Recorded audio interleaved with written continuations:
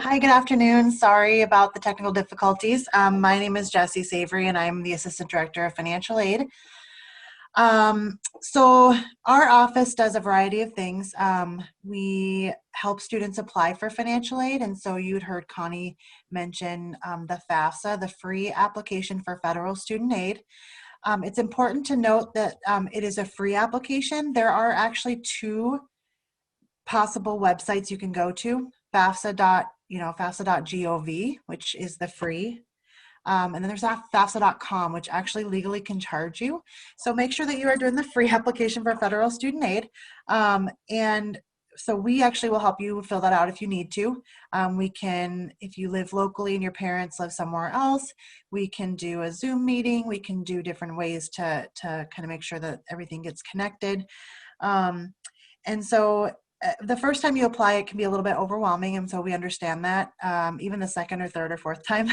I remember all 4 years of college, I applied and I got selected for verification, and what that basically means is I had to collect all my tax documents, fill out a bunch of paperwork, and it was extremely overwhelming. And so I remember that very clearly. I'll never forget my experience as a college student, and so I like to bring that level of service to my students and level of understanding, and make sure that I'm there to answer your questions to help guide you through the kind of difficult process.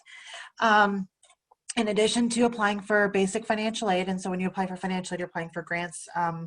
We don't offer student loans, but at some institutions they do, and then work study, and then other types of federal grants. So those are the 4 types of financial aid basically that you're applying for by using the FAFSA. At our institution, we require that all students have a completed FAFSA, and so that is something that you would have to do before you can register. And basically you need to have it done early enough so that you have enough time to get all those documents in time to be able to be admitted and to be registered. And so earlier you start, the better. The FAFSA application actually opens each October.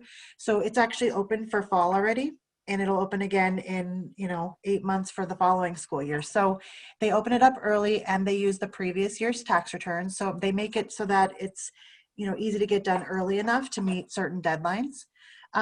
We also help you apply for, if you are enrolled in a federally recognized tribe, there are higher education grants that we help you apply for. There's also financial need analysis forms that we fill out that basically determines your financial need for different scholarships.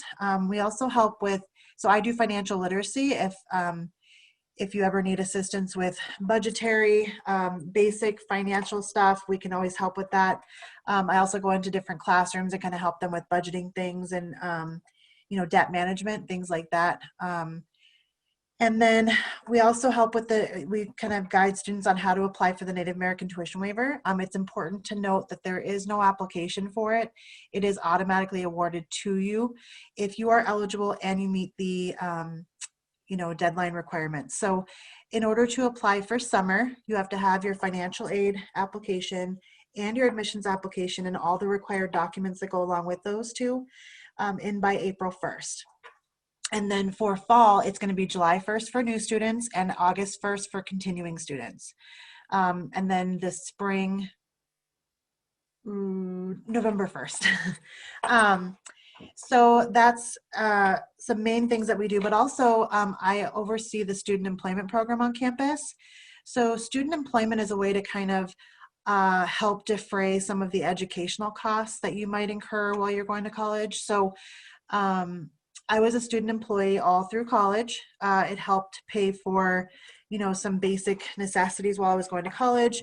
And it also gave me really great skills and awesome resume building, and then great references. So when I graduated, I was prepared for the workforce, not only with my skill level, but also I had this great resume, and I had some really great references that helped me get the job right away.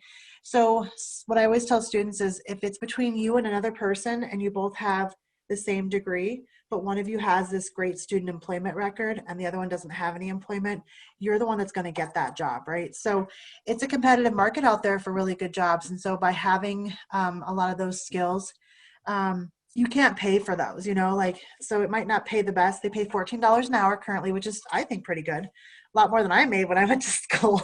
But so but you can't pay for having those skills. You learn so much by working on campus. I actually worked in the financial aid office all through college. So I never said I want to be a financial aid person, but that's what happened to me. So, but not everybody ends up in the position that they ended up working in, but just so you know, that does happen. And if you come work in financial aid, you'll probably be a lifer. That's what happens to a lot of us work study students that start there.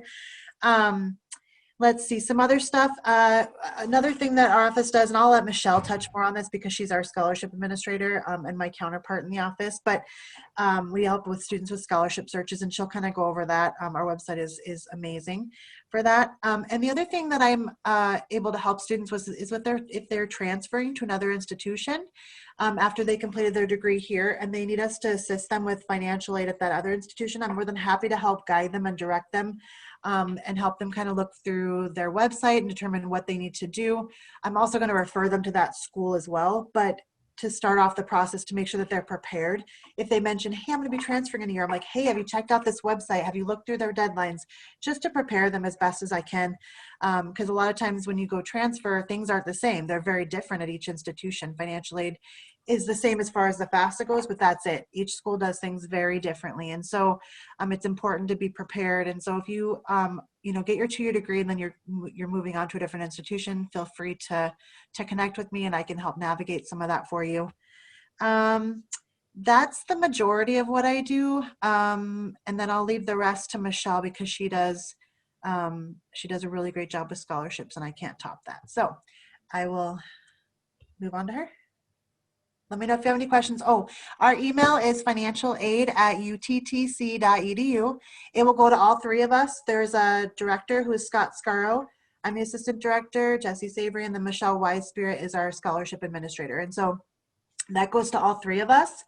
And that's the best way to email our office, mainly because if somebody's out of the office that day, somebody else can make sure to respond to you. Hey, Connie, I think that's missing a letter in that contact info. Thank you. But that way it gets to one of us the quickest.